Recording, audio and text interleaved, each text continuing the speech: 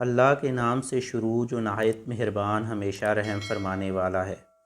تمام تعریفیں اللہ ہی کے لیے ہیں جس نے اپنے محبوب و مقرب بندے پر کتاب عظیم نازل فرمائی اور اس میں کوئی کجی نہ رکھی، اسے سیدھا اور معتدل بنایا تاکہ وہ منکرین کو اللہ کی طرف سے آنے والے شدید عذاب سے ڈرائے اور مومنین کو جو نیک اعمال کرتے ہیں خوشخبری سنائے۔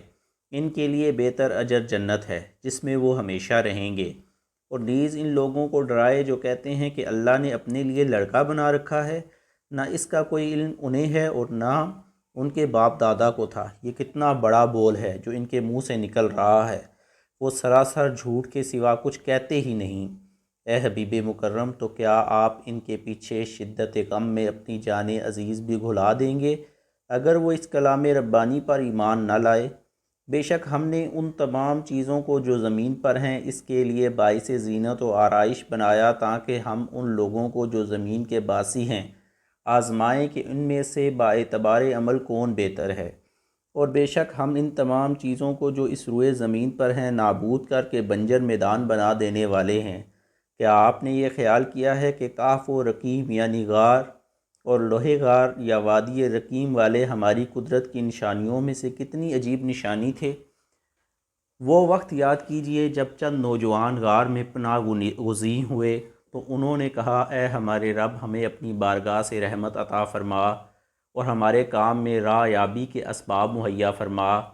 بس ہم نے اس غار میں گنتی کے چند سال ان کے کانوں پر تھپکی دے کر انہیں سلا دیا، پھر ہم نے انہیں اٹھا دیا کہ دیکھیں دونوں گروہوں میں سے کون اس مدت کو صحیح شمار کرنے والا ہے جو وہ غار میں ٹھہرے رہے۔ اب ہم آپ کو ان کا حال صحیح سناتے ہیں۔ بے شک وہ چند نوجوان تھے جو اپنے رب پر ایمان لائے اور ہم نے ان کے لیے نور ہدایت میں اور اضافہ فرمایا، اور ہم نے ان کے دلوں کو اپنے رب تو نسبت سے مضبوط و مستحکم فرما دیا۔ جب وہ اپنے بادشاہ کے سامنے کھڑے ہوئے تو کہنے لگے، ہمارا رب تو آسمانوں اور زمین کا رب ہے، ہم اس کے سوا ہرگز کسی جھوٹے معبود کی پرستش نہیں کریں گے۔ اگر ایسا کریں تو اس وقت ہم ضرور حق سے ہٹی ہوئی بات کریں گے۔ یہ ہماری قوم کے لوگ ہیں جنہوں نے اس کے سوا کئی معبود بنا لیے ہیں، تو یہ ان کے معبود ہونے پر کوئی واضح سند کیوں نہیں لاتے؟ سو اس سے بڑھ کر ظالم کون ہوگا جو اللہ پر جھوٹا بہتان باندھتا ہے۔ اور ان نوجوانوں نے آپس میں کہا، جب تم ان سے اور ان جھوٹے معبودوں سے جنہیں یہ اللہ کے سوا پوجتے ہیں کنارہ کش ہو گئے ہو تو تم اس غار میں پناہ لے لو، تمہارا رب تمہارے لیے اپنی رحمت کو شادہ فرما دے گا اور تمہارے لیے تمہارے کام میں سہولت مہیا فرما دے گا۔ اور آپ دیکھتے ہیں کہ جب سورج طلوع ہوتا ہے تو ان کے غار سے دائیں جانب ہٹ جاتا ہے، جب غروب ہونے لگتا ہے تو ان سے بائیں جانب کترا جاتا ہے، وہ اس غار سے کشادہ میدان میں لیٹے ہیں۔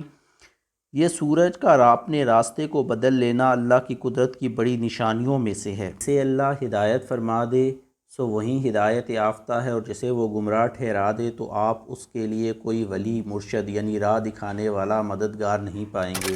اور اے سننے والے، تو انہیں دیکھے تو بیدار خیال کرے گا حالانکہ وہ سوئے ہوئے ہیں، اور ہم وقفوں کے ساتھ انہیں دائیں جانب اور بائیں جانب کروٹیں بدلاتے رہتے ہیں، اور ان کا کتا ان کی چوکھٹ پر اپنے دونوں بازو پھیلائے بیٹھا ہے۔ اگر انہیں جھانک کر دیکھ لیتا تو ان سے پیٹھ پھیر کر بھاگ جاتا اور تیرے دل میں ان کی دہشت بھر جاتی۔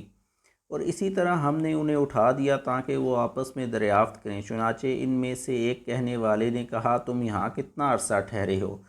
انہوں نے کہا، ہم یہاں ایک دن یا اس کا بھی کچھ حصہ ٹھہرے ہیں۔ بالآخر کہنے لگے، تمہارا رب ہی بہتر جانتا ہے کہ تم یہاں کتنا عرصہ ٹھہرے ہو، سو تم اپنے میں سے کسی ایک کو اپنا یہ سکہ دے کر شہر کی طرف بھیجو، پھر وہ دیکھے